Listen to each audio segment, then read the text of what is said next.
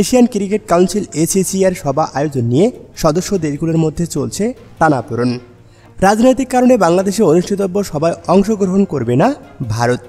সেই সঙ্গে শ্রীলঙ্কা, আফগানিস্তান, ওমান সহ এই সভায় আসতে নারাজ। তবে এখন পর্যন্ত ঢাকাতেই সভা আয়োজনের প্রস্তুতি নিচ্ছে বাংলাদেশ ক্রিকেট বোর্ড, বিসিবি এবং এসিসি। এই পরিস্থিতিতে এশিয়া কাপ বয়কট করতে পারে একাধিক দেশ।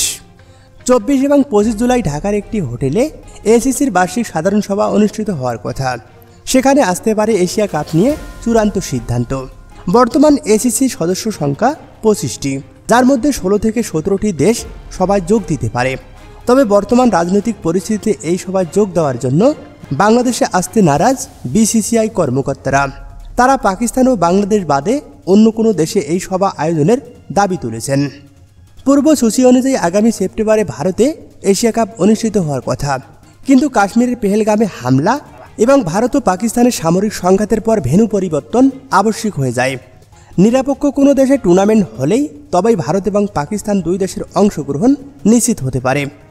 এই পরিস্থিতিতে ভারত, শ্রীলঙ্কা, আফগানিস্তানের মতো দেশ এশিয়া কাপ থেকে সরে দাঁড়ালে টুর্নামেন্ট আয়োজন অসম্ভব হয়ে পড়বে।